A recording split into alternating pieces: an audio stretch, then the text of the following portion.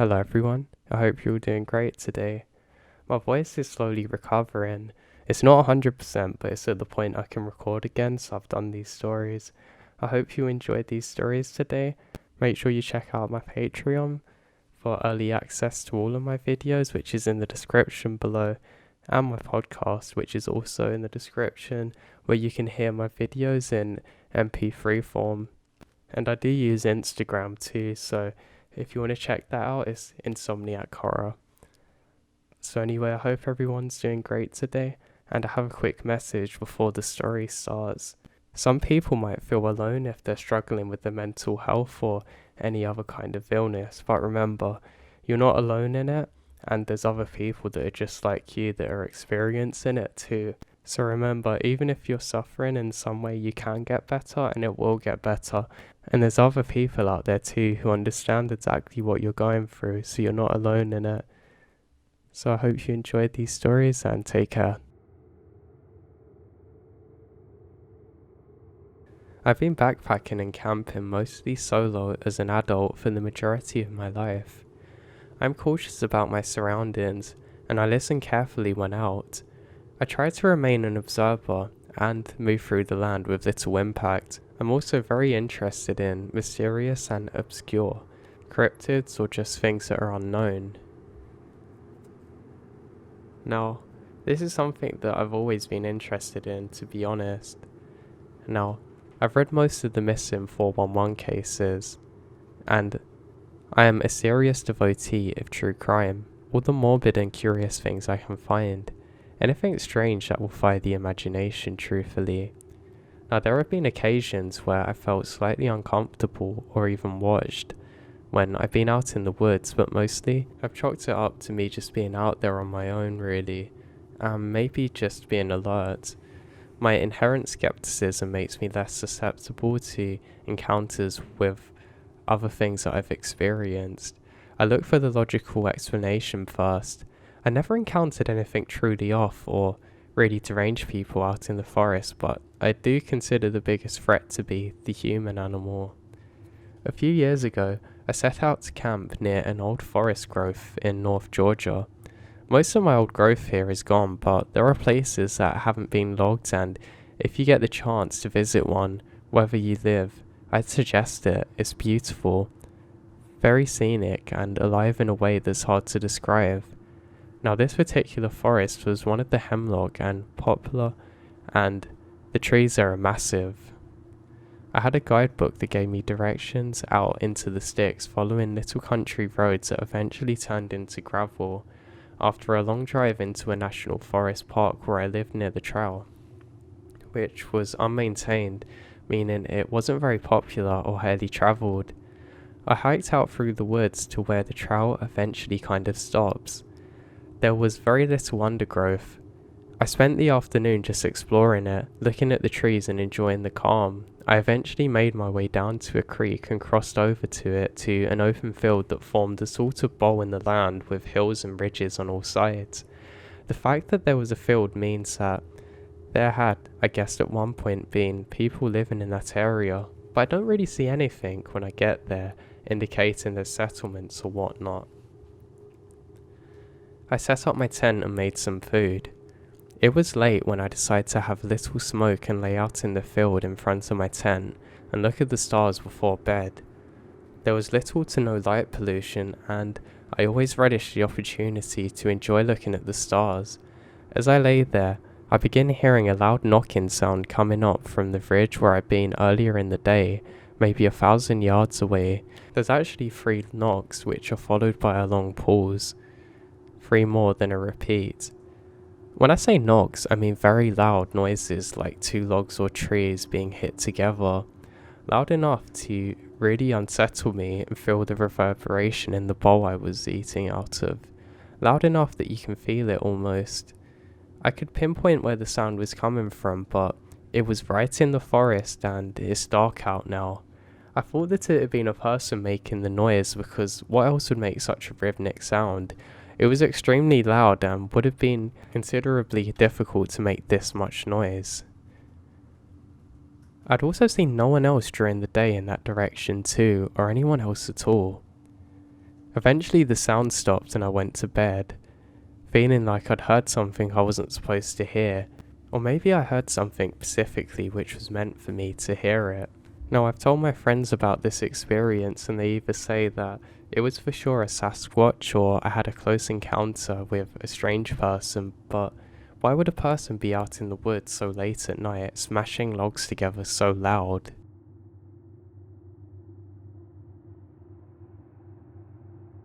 Okay, so I've been a skeptic of paranormal things my whole life. I've never really believed in that type of stuff, but the things I have heard and seen at my grandpa's farm shakes my core. My grandpa owned a large plot of land in central Missouri, and they've owned that land for about 40 years. I have been to that farm over 10 times, and every time I go, I always get this terrifying feeling that somebody's watching me. Like, there's always something behind my back. I have also had many strange encounters that are downright bizarre. My first encounter with whatever the hell this thing is when I was around 7 to 9 years of age. Now, we brought our dog named Spot to the farm. He was a silver Labrador who I loved dearly. I was exploring in the forest behind the house, just enjoying the summer breeze when my dog starts growling. A deep sinister growl that I've never heard him make before. I turn around quickly to see what he's growling at, but I can't see anything but forests along with trees. While my eyes were scanning the area for what my dog's growling at, some sort of animal shot out of the brush so fast that I can barely see what it is. Before I know it, it's gone. I sat there for what felt like an eternity, absolutely flabbergasted by what I'd witnessed. From what I could see, it looked like a coyote, but the speed at which it moves is absolutely insane. Moving at 90 miles an hour and makes almost no sound. But the creepy part was that the place it jumped out of didn't even have an imprint of where it was lying. And from where I viewed it jumping up, I should have easily been able to see it hiding. Shocked by what I've witnessed, I decided to head back. My second encounter happened when I was around 10. I was visiting the place and, like usual, I get the feeling that I'm being watched. The first day was normal and nothing creepy really happened. I was just spending quality time with my family, but when night came, that's when things start happening. So I was trying to sleep in the twin bed that was shared by my mum's brother when he used to live there, when I heard tapping. Not tiny little taps, but loud ones like banging. It was coming from the direction of the window. I slowly sat up and looked to the window, but there's nothing there, so I just think it's an animal or something. 5 minutes pass by and there's no tapping, and I go off to sleep. This time, a tap, a slam, a loud slam directly into the window. I'm not talking like a hit. It sounded like something absolutely massive on the window. I shot up quickly and nearly faint. I decide enough is enough and grab a flashlight from the drawer and shine it into the window. 10 seconds go by and there's absolutely nothing. I was going to go crawl into my mum's bed when I heard it, a screech. One that's not achievable by any human. It's so loud that it actually pierces the summer night. I can't put into words what it sounds like, but it was dark and horrible, and I still remember it now. I froze, unable to move a muscle. I was so scared. I was sitting there, still as a statue, petrified by this. That's when my instincts kicked in and they told me to run into my mum's room, which I did. For some reason, I didn't wake her up and just cuddled her. I don't sleep the entire night. All I could think of is the sound.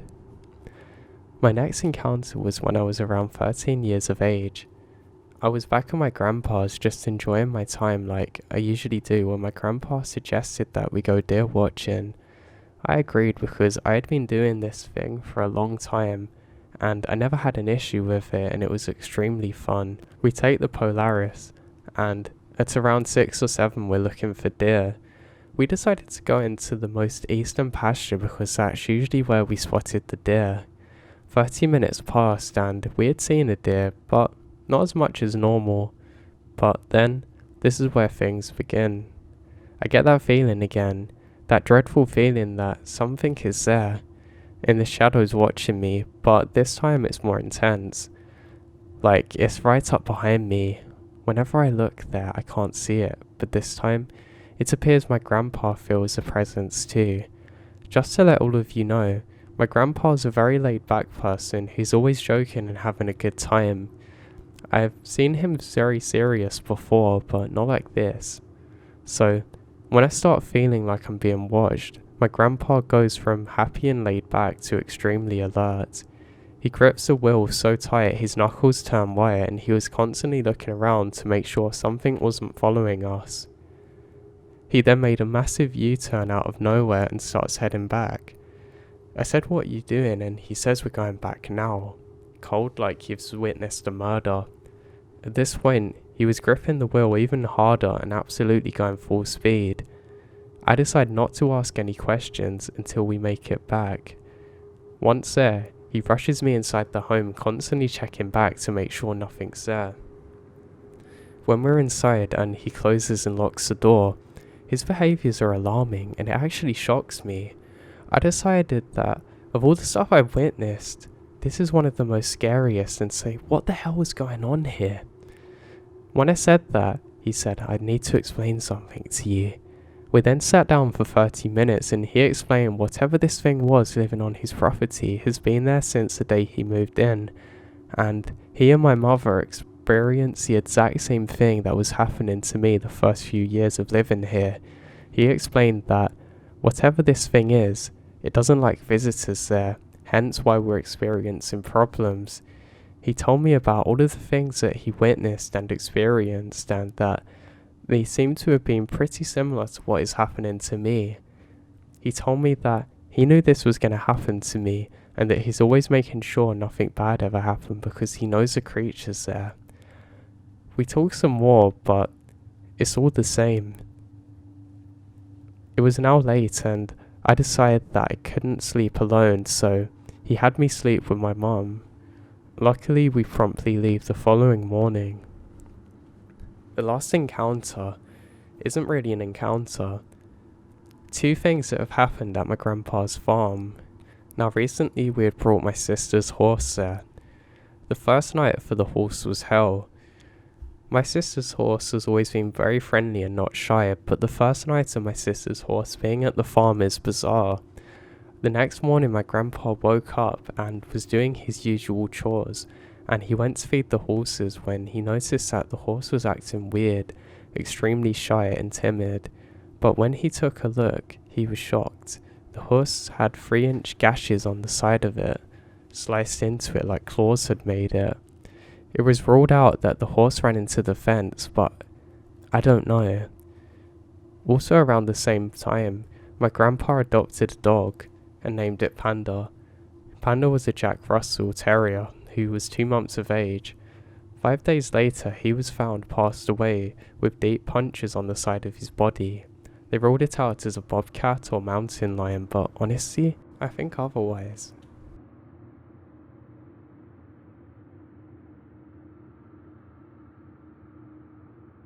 So I'm not a ranger, but I was camping in the woods. Now, the backwoods campground with the nearest sign of humanity being a National Guard depot about 5 miles away. It was a week before Labor Day and the campground was completely empty. We're half asleep in our tent when we hear what sounds like a little girl laughing in the distance. It continues for about an hour, and it's safe to say we don't get any sleep that night.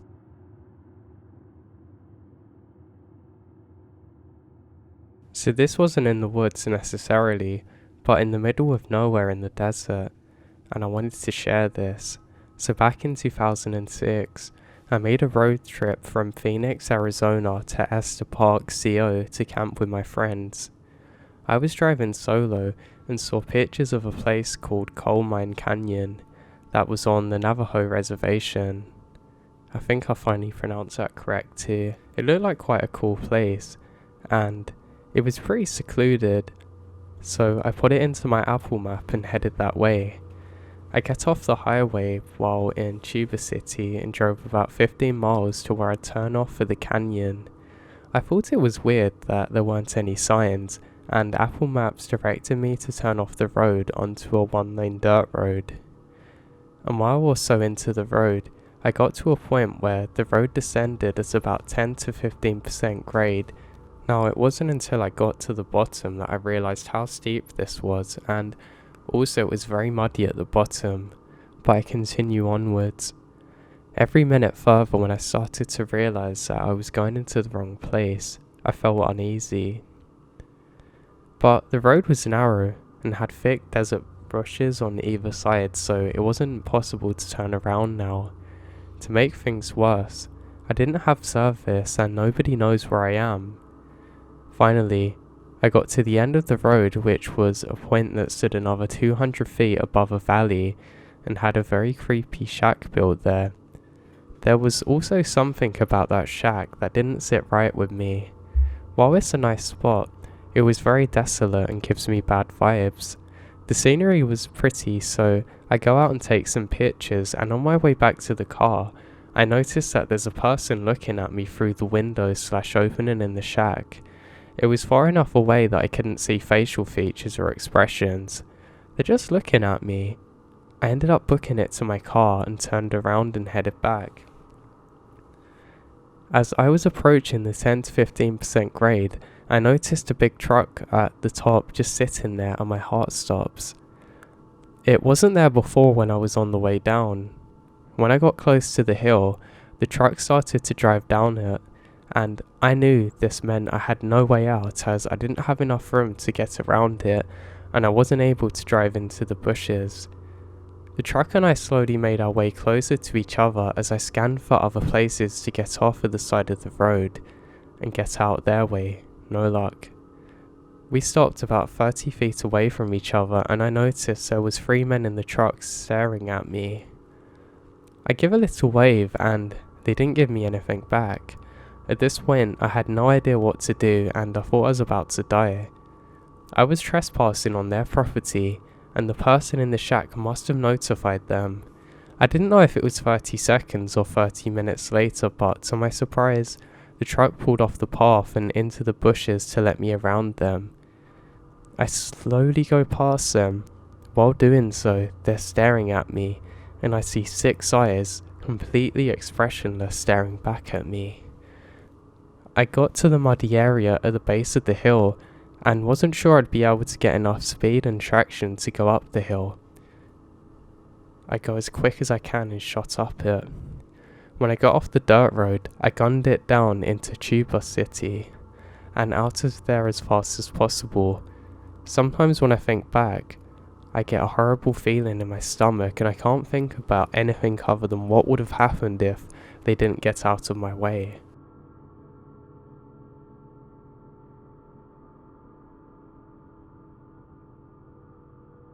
Let me start off by saying that this is a true story that happened when I was 13. I'm now 27.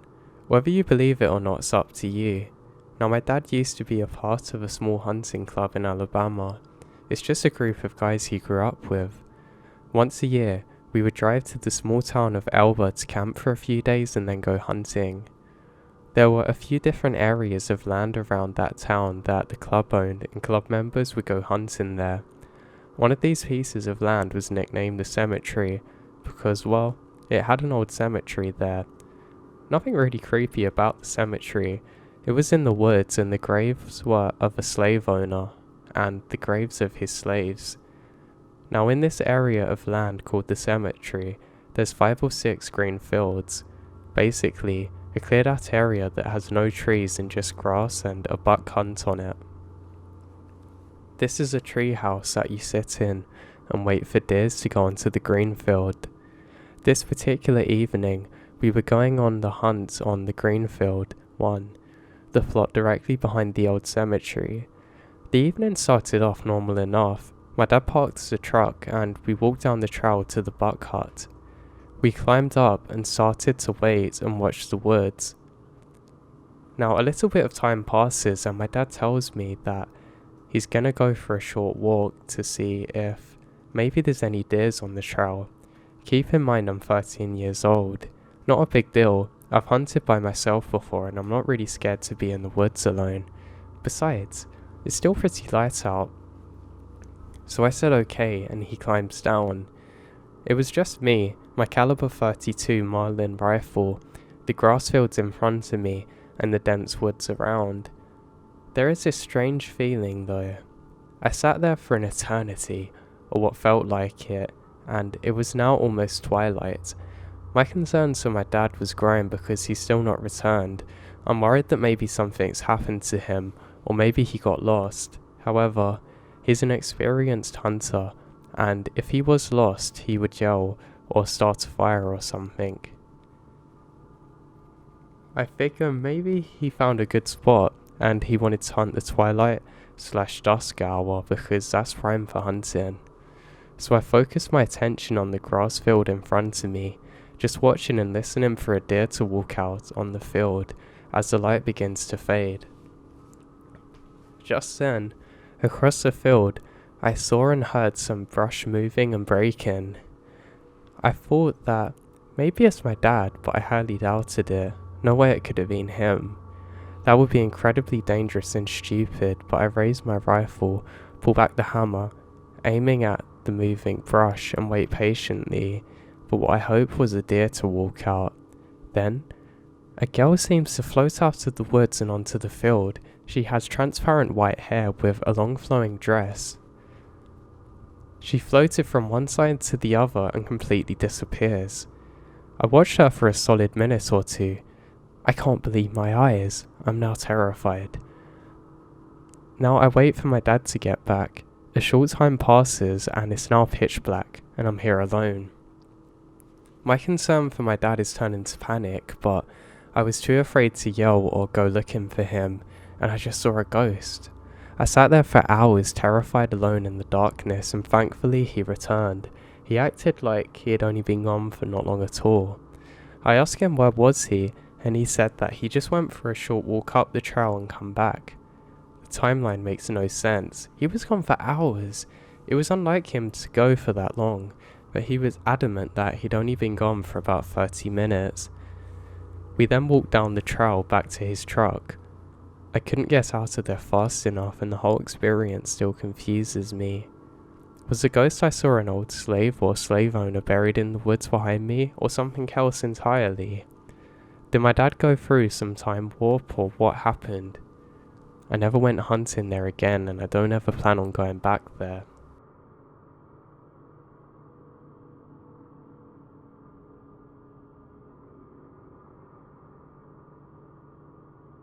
About a year ago, my husband and I were camping on the banks of a local river.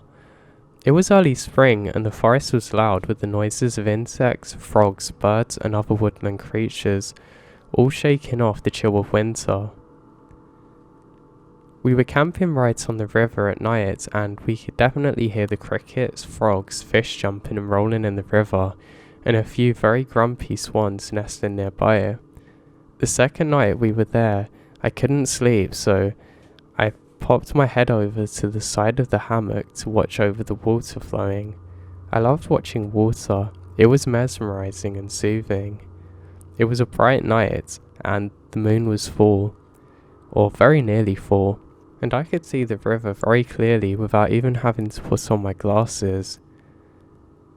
Now, I watched the river for a while, enjoying the randomness of ripples caused by a little water bug skimming over them on the surface, and I then noticed that one ripple didn't seem that random. Water bugs swim around in a short little spurt before changing direction. This one was going in a straight line. The ripple it was making is much larger than the others. I tried to get a better look at it and noticed that something's poking up out of the water. That was when I noticed the forest had gone absolutely silent. The comforting canopy of springtime noises was replaced with complete silence. It was bizarre and unnerving. I didn't feel exactly scared. It was more a feeling of this is wrong, but in a way that I can't describe. I watched as this ripple swarm goes downstream and there's sudden eerie silence. It was moving faster than the water current. I thought about reaching for my glasses, but that seems wrong. Like I shouldn't move or breathe. The air felt hot and oppressive, where it had previously been present, but now was completely gone. The silence lasts just as long as this ripple, this thing, crossed my field of vision. It felt like minutes, but was probably only 30 seconds. Once it was out of sight of the forest, everything resumed to like normal. I watched the water for a little while before I lay back in my hammock. Nothing else weird happens, and eventually I fall asleep. I later tried to rationalize what I've experienced, but the best possible rationalization that I can come up with is that there was a really big fish that happened to come past the surface. But how big of a fish would it have had to have been to make the whole forest go silent? And also, why didn't I see it?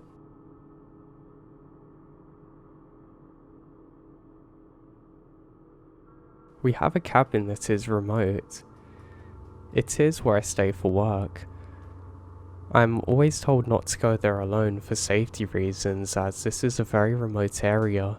Things can go wrong quickly and help is far away. This trip, I went alone as I needed to get work done there. I also needed time to get away from the city and its life. Getting out into the wild is easy and a good way to reset, and I needed this.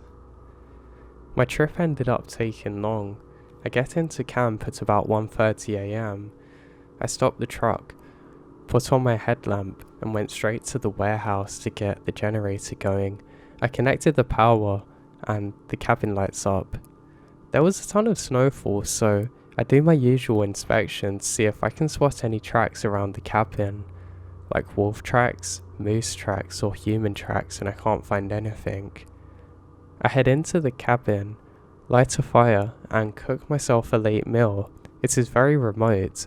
There isn't any cell service, but I did download some movies on my phone to keep me occupied. It helps me fall asleep. I did eventually fall asleep, but at around 2:30 AM, I decided to add more logs onto the fire to make sure it lasts through the winter night. As I was doing this, I noticed that someone or something is walking on the deck towards the front door. You know that sound when snow is being crunched by a boot? That's what I was hearing. I think weird. There's no vehicle here. So, I listen just to be sure I'm hearing this correctly when then, I'm 100% sure somebody's outside. I get up from the chair where I was sitting and immediately look out of the window, then move to the front door and unlock it. I then look towards where I hear these footsteps. I call out and there's nothing. Again, nothing. I thought to myself, well, whatever it is, it wants fear, and there's no way I'm giving it that. I close the door and lock it to be sure. I stay up for a little while longer to listen, but nothing. I thought to myself, maybe a marten, which are common critters around these parts. So I fall asleep again. The next morning, I checked for tracks and there were prints. Now, there were some, but I can't confirm if it's mine or not. I'd forgotten to check the moment I got up and walked around a few times. I've gone back there with company like usual, and I stay up a little later than everyone else to listen, but I've never heard them again. Where I'm from, legend states that when you're alone in the wilderness, things will creep up on you and play tricks on you if you're not supposed to be there, and you must not respond or they'll get you.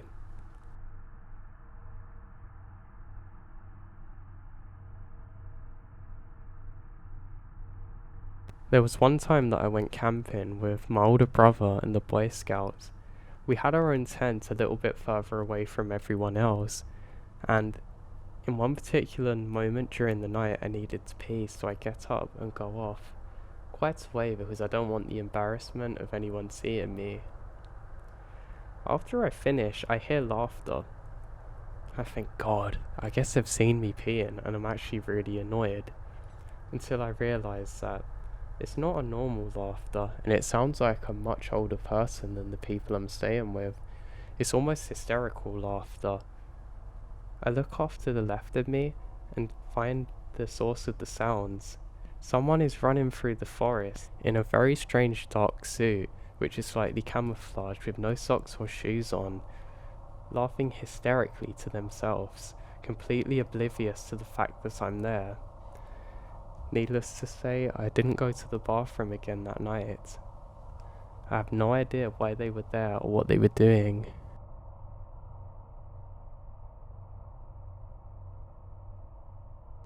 Now, I'm somebody who used to work as a park ranger, so I'm never too worried when I'm out in the middle of the woods or the middle of nowhere, but I recently started up a new hobby, which is caving.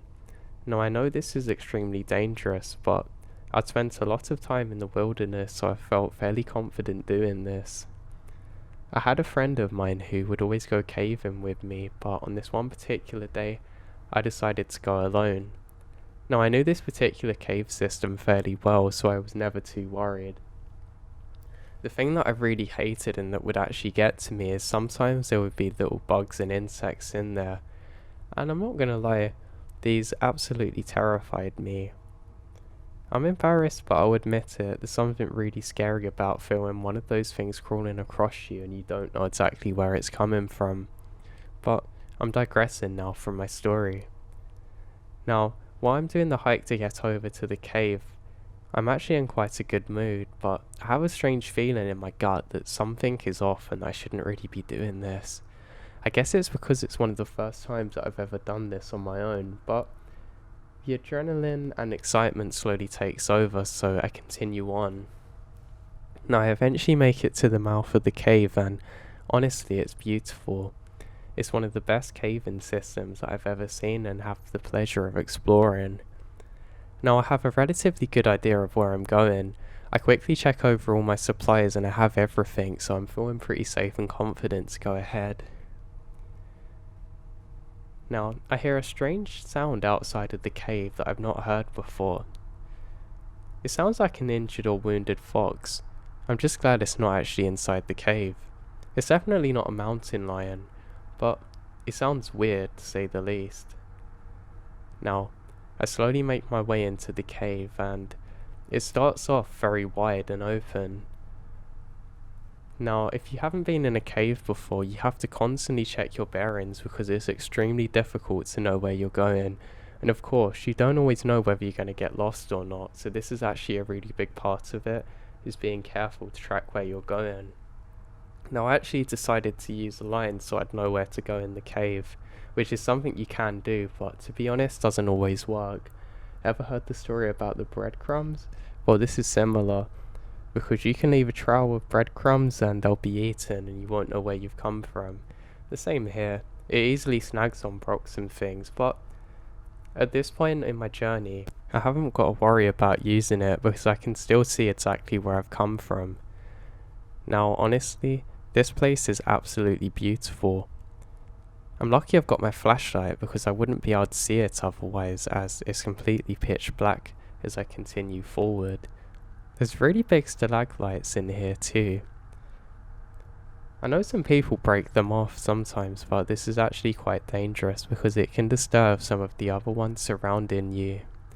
And that makes them very weak, so you never know, one could fall on you one day and take your eye out if it's big enough.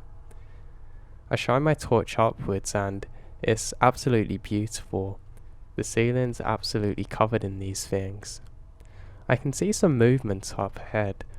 I'm not sure whether it's my eyes playing tricks on me, but I just continue forward.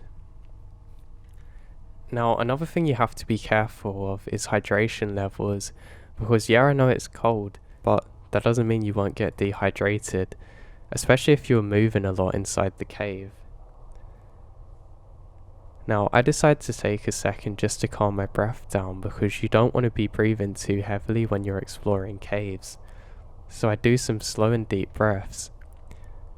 As I'm doing so, I decide to turn my torch off for just a second so I can really feel at peace. I then start taking in very slow breaths, and I actually feel really nice doing so. At the time I'm using my smartwatch to guide me, but I soon decide to turn it off again to preserve the battery. I decide to tie my line up to a rock ahead just so it doesn't become tethered, if that makes sense, because I can kind of keep it out of the way of other things and I really don't want this thing dragging on the floor. Now my line's a really nice yellow colour, so I should be able to see it relatively easily. I come up to a slow bend, and I can no longer see any light except for my headlight or my torch in my hand. I'm trying not to use too much power on either because yeah, you bring reserve ones, but you never want to run out of electricity on these things. Now I eventually make it past the first section of the cave and I have to go down into a much deeper section now. This part is actually quite dangerous because all of the large rocks and boulders in front of me. I'm not joking, if you twist your ankle on one of these things you're going to have a nightmare trying to get back. Also some of the rocks are actually quite sharp and God knows what would happen if you ended up bleeding under here. The other danger too is if there are any predators or let's say mountain lions that actually live there, they would have a great time finding you like this. But anyway, I continue downwards and eventually I come up to a large opening in the cave. Again, this part's beautiful and there's more stalagmites and I'm very careful not to break any off. Just as I'm passing one section, one does fall off behind me where I've come from. I think this is odd and maybe I've actually caught one on my tether and I make note to be more careful to myself. The part of the cave I'm coming up to is roughly the halfway point now. I stop to drink my water again and decide to leave my torch on this time. There's no point letting my eyes adjust to the darkness because I literally can't see a thing. I'm actually really at peace, but for some reason, I'm suddenly set by fear. I wouldn't say it was a panic, but it's just a really weird feeling. This is something I've not really experienced before, but I think it's just from being on my own in the caving system. Normally I have my friend to accompany me and talk to me and make sure I don't get lost, but not having that kind of made me feel uneasy. Also, there's a strange scratching sound that I can't really explain coming from one of the corners. I realise that the cave goes off to the left and there's a section that I can't actually explore from where I am. And this is where the strange scraping sound is coming from. I'm pretty sure this is just a small animal that's followed me in here looking for food and probably got lost, but they should know the nature better than me, so this shouldn't be the case. And I'm pleased to tell you I was too scared to actually figure out exactly what this thing is. I continue going forward and I have to crouch under a section as the cave goes lower now. Now, if any of you have ever done caving before, you're pretty surely not claustrophobic. Now, I'm someone who can very occasionally become claustrophobic, but with breathing techniques I can actually offset this. So I'm coming up to a much tighter section of the cave and I notice it's odd how the colours of the rocks are changing. And as I'm crawling through one section, I realise I have very limited space to move forward. I seem to be making far too much sound too and I think that my tether's become snagged. I stop for a section to figure out exactly what's making this sound because surely I'm not this loud. I stop for a moment and I hear a rustling behind me. I'm now at a point where I actually can't turn around, I have to keep going forward, and by God there is definitely something behind me. Yes, it's small, but it's making rustling sounds and I have no way to see what it is. I try and remain calm as best as I possibly can and continue going forward. I have to continue here for about another 5 or so minutes before I can safely come out to another opening and finally see what's behind me. It's not very far to go through, but if I start breathing quick or rushing, my chest is going to expand and I could easily become stuck here. As I enter another section of the cave, I see a strange statue-like rock in the middle. I wouldn't call it a statue, but it almost appears as though it's been carved, and it looks kind of beautiful but almost out of place and is really odd. I'm finally at the clearing and I look behind me and see nothing. I pull on my tether and my heart drops. It's loose. I continue pulling and realise I have to stop. My tether has come undone by itself or snapped off, but as long as I don't pull too much of it, I should be able to find my way back if I need. But I can bet any money that anybody else in that situation would not want to go back where I come from with the strange sounds I was hearing, so I continue onwards. I'm probably now about 3/4 into the cave and almost on my return loop. I'm sure that someone else is exploring the cave though, because every so often I certainly see some kind of movement. I decide to call out, and I'm met with nothing other than my echoes, which is kind of nice really. I'm convinced someone else is just playing games on me in here, but I have a really weird feeling this time. Now, this isn't as dangerous as underwater cave diving because you haven't got to worry about running out of air, but you do have to be very careful of getting lost exactly the same or injuries. But there's not as much time pressure as underwater cave diving. Now, I see a large section that I haven't seen before. That seems unmarked on the map, but I'm sure is a shortcut to get to the section I want to go to, the home stretch. I decide that I'm going to be brave this time and jump down. As I jump, in a split second I realise that this is actually a far bigger drop than the one I was thinking of before. For a moment I think this is it. I've jumped into a deep crevasse and it's all over. Seconds later, pain gives me a harsh reminder that I'm alive but in a bad situation, and worse as I hear a snapping sound. I scream out in pain as I've just jumped down and probably broke both of my ankles. I quickly wiggle my toes around and I can still move them, which is actually really reassuring. God, I've been so stupid. What am I doing here? I should never have come out here on my own. Nobody really knows I'm out here. And how am I going to get out of here? What started out as a simple cave exploration has become a life or death situation now. Maybe it was from the fear of being followed, but I should never have took this shortcut. I start trying to climb out of the sides of where I am, but I realise I can't climb much higher. The sides are just too steep, and I can't use my tether line. God damn, I realise half of the lines actually come down with me, so I can't use it to get back. I realise I'm in a predicament now. I can either try and use the line to figure out where I've come from, or try and climb out. I soon realise that it's just a badly sprained ankle and I should be okay. I quickly pull on all of the rope until eventually it comes back to me. Something feels different this time though. As I'm holding it in my hands, I realise that the rope is far shorter than it should have been. It's a pretty thick rope too, so it shouldn't have come off like that. I ended up pulling the rest of the rope towards me and the line is cut. This was definitely not by a rock because it's a slice and not a tear. I then hear almost footsteps above me. I decide to remain completely silent and turn off my headlamp.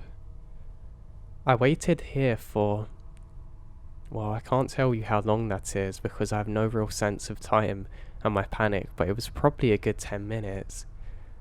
I decide to take some more water and slowly try and climb out. I decide to triple up on the rope, loop it onto a rock above and just pray to God that it doesn't become loose, and I slowly, step by step, drag myself out of there. I can't explain to you how relieved I felt when I eventually made it out of that part of the cave onto flat ground again. A mental note to myself, never do anything as stupid as that again. And damn, I've lost my flashlight. I've left it where I come from. I laughed to myself for a second and realised I'm never going to get that back again. And I was a bit annoyed because this wasn't really a cheap one. Now I'm only down to my headlamp too for light guidance. I can tell you right now, I do not want to film my way out of this cave, and it's something that I'm not going to let happen. I eventually find roughly where I should be and continue onwards, but I suddenly realise something's just way too off. Yeah, a sharp bit of rock could have easily cut my rope, but it just seems too perfect, and the noises, they're definitely following me. At first I was convinced that it was actually my guideline that was dragging along with me, but I'm not so sure now. I'm not too worried because I'm pretty sure I know the rest of the way just off memory and I don't need to use the tow line. But God, all safety's gone out of the window at this point. I continue moving forward and I get sudden belches of pain in my ankle. Honestly, the pain was virtually unbearable, and with every step I took that was misplaced, it would put unbearable pain onto my right leg. I even still have a lump there today from this. I go to where I think is where the start of the cave should be, but nothing. I turn off my headlight really quick, hoping to see some light, but nothing. I turn around and my arms and legs feel really heavy suddenly. My breathing starts to pick up rapidly. I don't know where I am. I don't have many supplies to get out of here, but I know something's wrong. I know that if my headlight goes off, I can definitely feel my way out of here, but is that something I really want to put into practice now? I start to panic and do something stupid. I start limping very quickly in any direction, frantically trying to get out of here. But I stop myself. If I fall into another one of these crevasse things, I might not make it out again and have to go much slower. I quickly glance down at the map and I think I know which way I'm going now. And I do see a bolt of light ahead. Surely this is the way out. I turn off my headlights again and I see some kind of torchlight coming up ahead. I'm sure this is a piece of light piercing through the eternal inkiness of where I am, and I happily head towards it. But this was good until it wasn't. I turn on the light again and realise I'm at a dead end. That light was not coming from outside. It looks like it's my torch, but how could it be? I left that in the crevasse. I look up to the ceiling and this part of the cave is actually really beautiful with red and gold colouring, or more yellow, but you get the point. I start to calm down again as I think I know where I am. I head around where the dead end is and again I'm met by only darkness. I'm actually travelling a bit lighter now because I don't have my torch with me and the battery is attached to the side of it, and just up ahead of me I can see some light. I know this is a way out now. Again I start running, but my ankle gives way. I'm on the floor now and feel like I can't move. I'm not sure whether both my ankles are injured or whether my hip's gone because I just feel pain up the whole right side of my body. Now, I believe that I had originally sprained my ankle and potentially fractured it at this point because walking was unbearable and I had to crawl now. I lay on my back for a second due to exhaustion and I hear the sounds again. It sounds just like somebody was following me, but nobody was there. I look to my right and I can see the beautiful limelight from the sun. I know the way back now. I can see the entrance, so I slowly make my way up towards this. Now, it might have only been about 100 meters or so, but trust me, when you're crawling on your belly trying to do this, going over sharp rocks, this is hell. I've actually cut my hands a bit now, and I'm worried that maybe there's a creature that's followed me into the cave. I can see strange bolts of light though up ahead. It's something that I've never really seen before. It's almost like small lightning strikes at the front of the cave that go for a second then vanish. I presume maybe I've just got some kind of concussive injury and that's why I'm seeing the bolts of light, but it doesn't really make sense because it actually illuminates parts of the cave that I can't see without my headlamp. I eventually continue forward and make it out to the lightness of the cave, and I just lay there, so happy I've made it. I lay my head back and actually pray grace that God's protected me and helped me get out of this cave, and I vow never ever to go exploring the cave again on my own.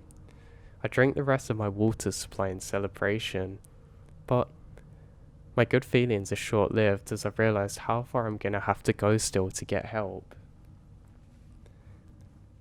As I lay my head back, I hear a strange screechy sound coming from in the cave. It's almost like a half-human sound, but not. I tell myself maybe my torch has just exploded or maybe the battery went weird, but something tells me this is much different.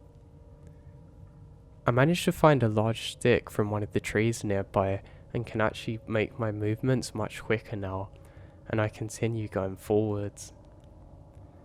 As I'm doing so, I can't shake the feeling that something about this whole situation has just been off.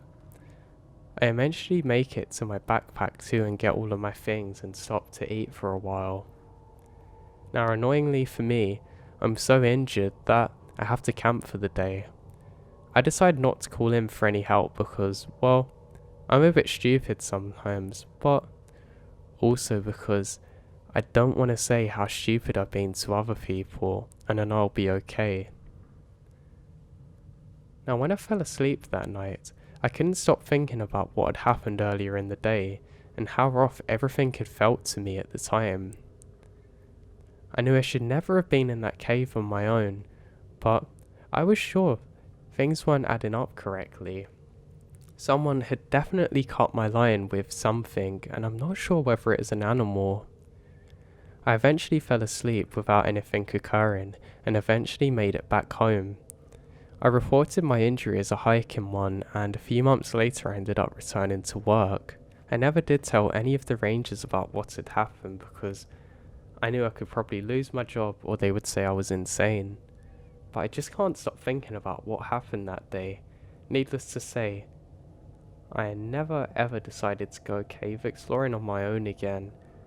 And I barely did, only a few other times with my buddy, but these were very few and far in between experiences. I want to know what you guys think. For the life of me, I cannot explain what happened that day.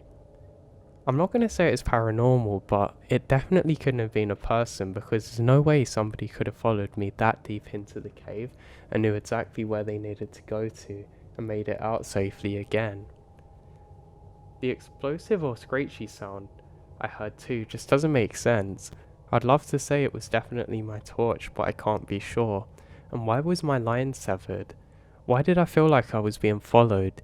Maybe if I was never able to make it out of that pit I fell into, I probably would have found out.